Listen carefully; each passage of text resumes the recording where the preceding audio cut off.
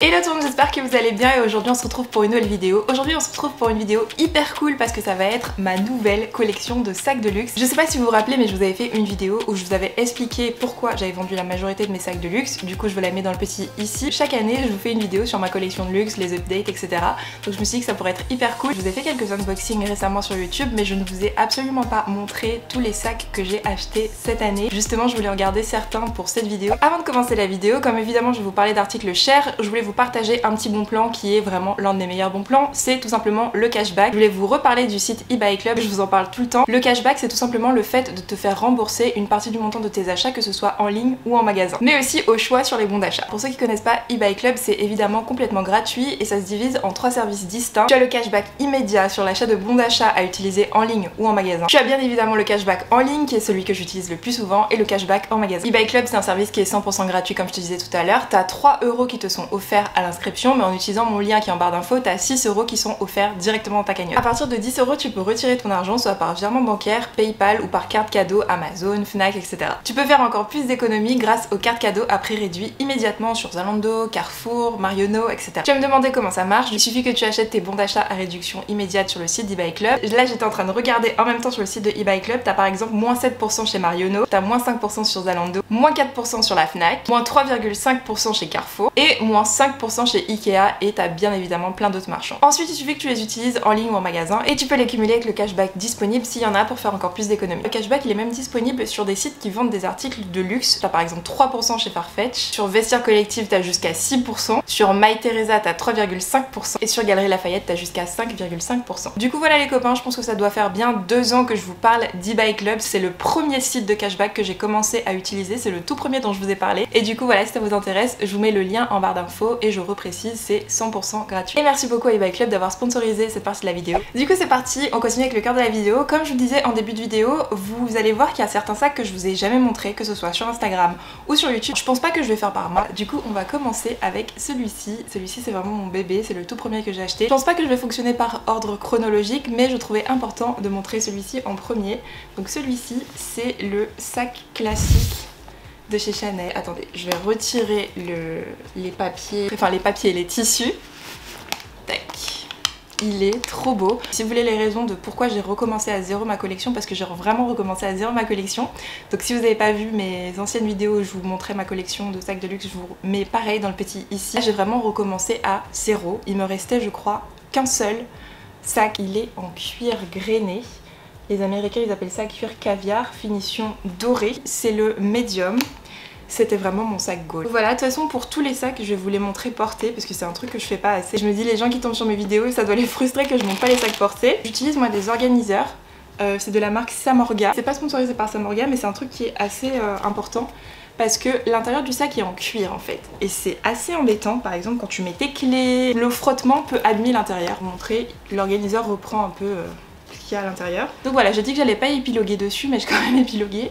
Il fait partie de mes sacs préférés et je suis trop contente d'avoir celui-ci. Du coup on va passer à un sac que je vous ai absolument pas montré nulle part sur les réseaux sociaux. Vous êtes tellement nombreux à me demander chaque jour par rapport à cette marque là parce que c'est une marque de luxe qui fait vraiment partie des sacs les moins chers. Donc c'est pas des sacs qui sont vraiment abordables entre guillemets, mais par rapport au prix des sacs de luxe en général, les sacs sont plutôt abordables. Et du coup c'est Saint Laurent, je suis trop contente. Comme vous le savez j'avais déjà un sac de chez Saint Laurent, j'avais le Kate de Saint Laurent que j'ai vendu pour pouvoir m'acheter le sac classique de chez Chanel. Et du coup je suis très contente parce que j'ai racheté un sac Saint Laurent que je vais vous montrer et je suis trop contente, j'en suis très satisfaite. Et c'est tout simplement le Loulou. Alors je sais pas si vous connaissez le Loulou de Saint Laurent.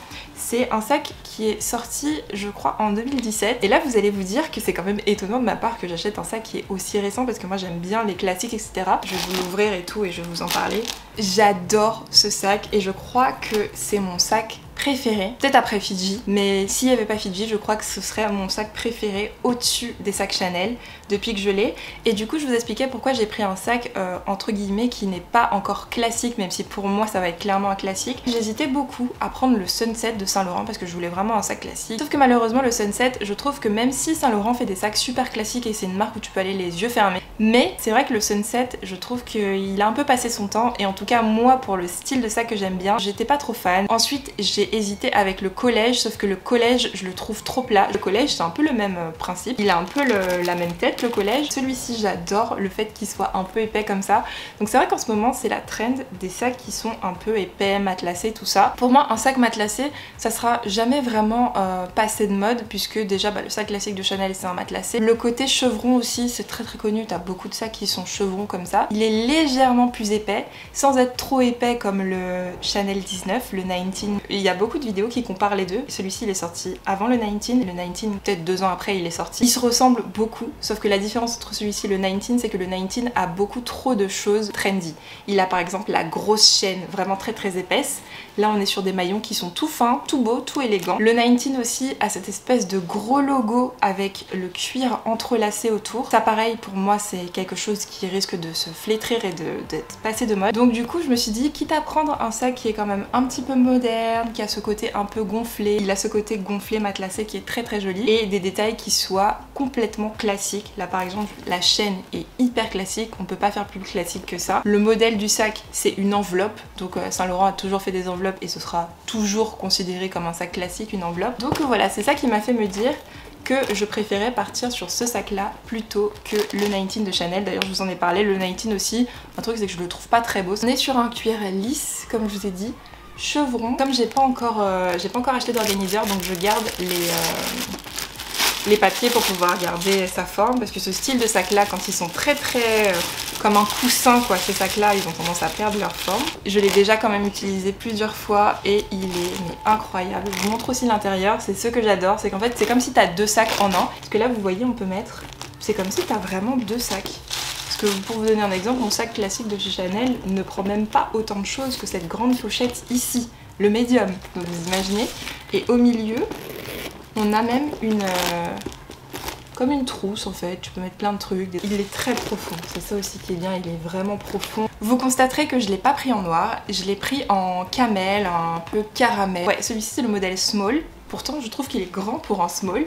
T'as le modèle medium qui est beaucoup plus grand et t'as le modèle maxi. Et t'as aussi le modèle toy. Le modèle toy est beaucoup plus petit. Pour moi ça va rester un intemporel, j'en suis quasiment sûre, vous me connaissez. Je prends rarement des risques par rapport aux sacs, genre j'aime pas les sacs trendy tout ça. On verra bien mais trop beau. Ensuite on va passer à un autre sac, c'est le dernier sac noir en fait. J'ai plus énormément de sacs noirs. Ceux qui avaient regardé mes autres vidéos sur ma collection de sacs de luxe, vous allez voir que ça a complètement changé. Avant j'avais que des sacs noirs. C'est le Gucci Marmont Camera, donc c'est le petit. C'est le seul que j'avais déjà dans ma collection, c'est le seul que j'ai gardé parmi tous les autres, donc que ce soit même les Louis Vuitton, les autres Gucci, etc. C'est le seul que j'ai gardé.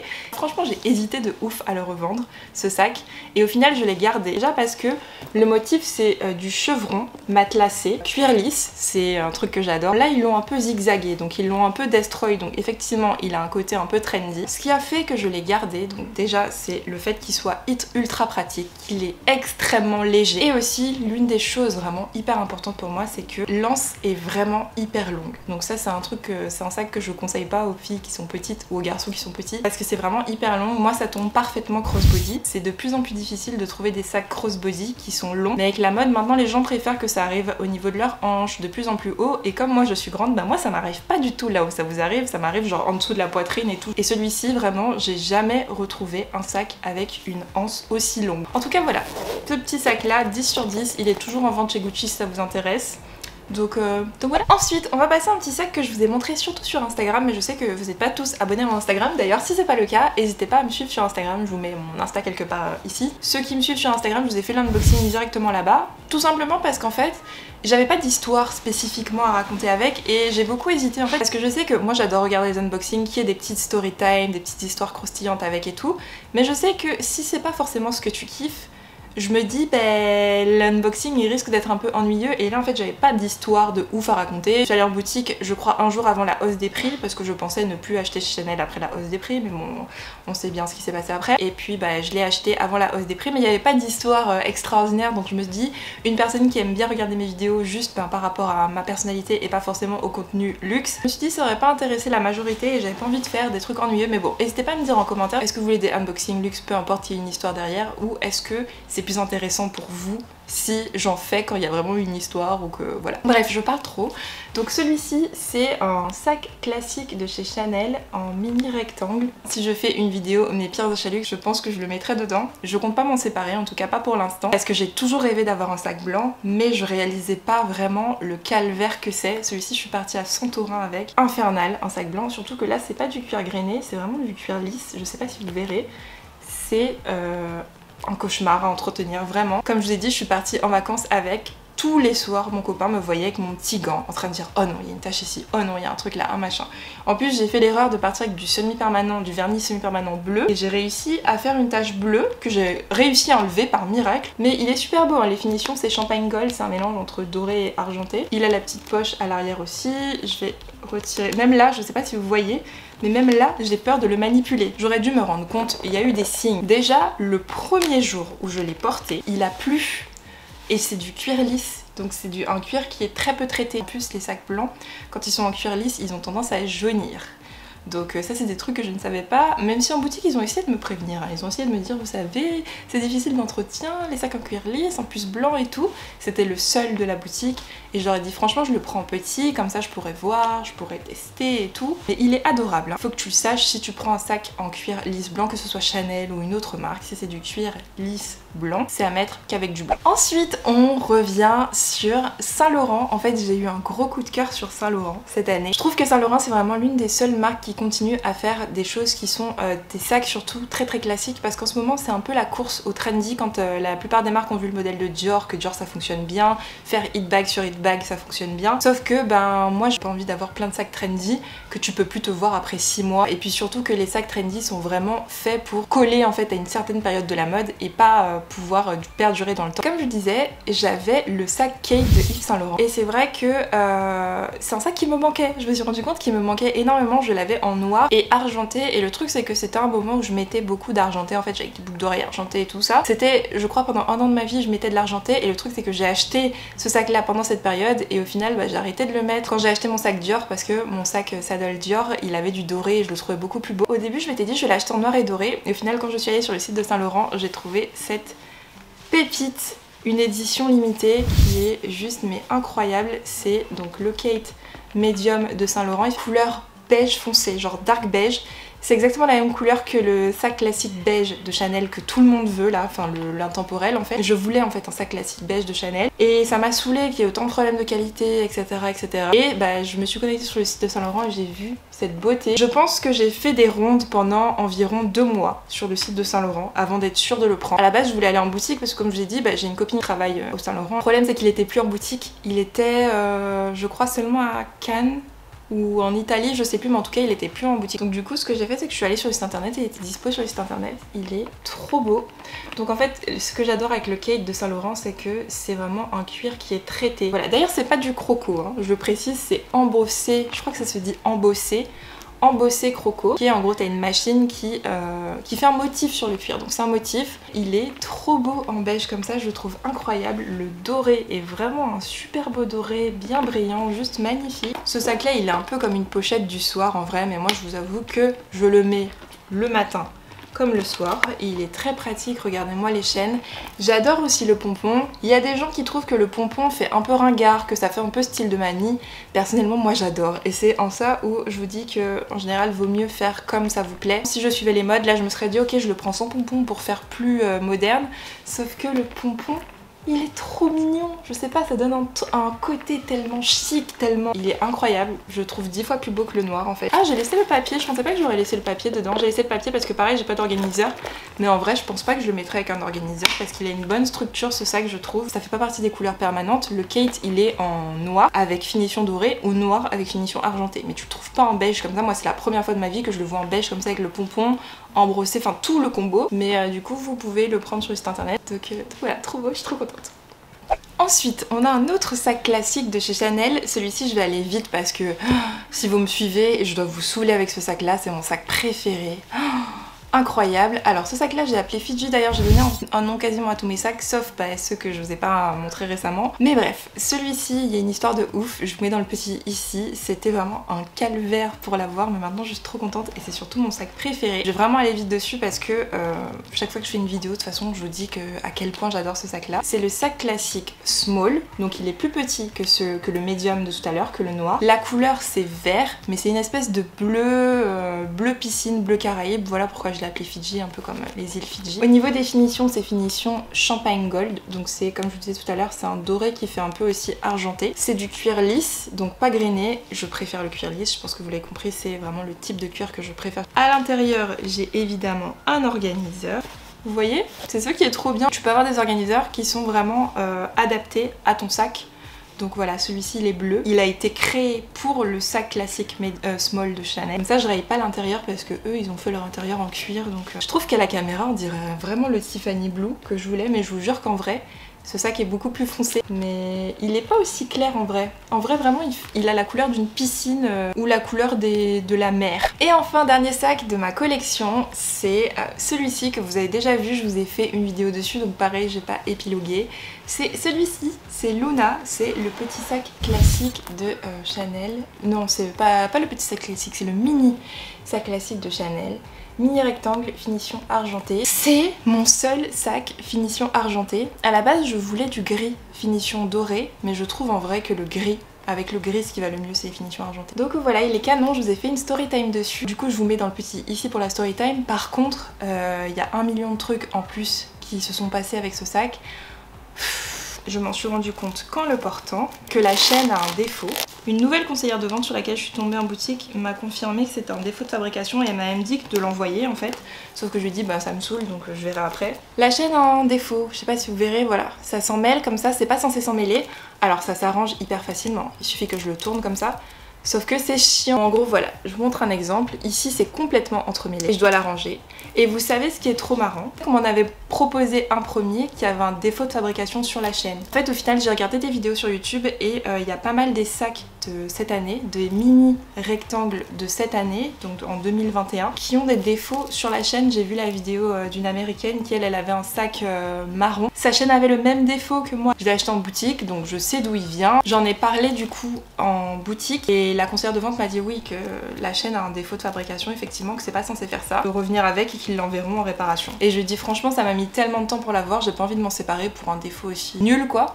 Parce qu'en vrai je peux le porter, hein. Faut être curieux pour le voir, il suffit de les tourner, ça se démêle.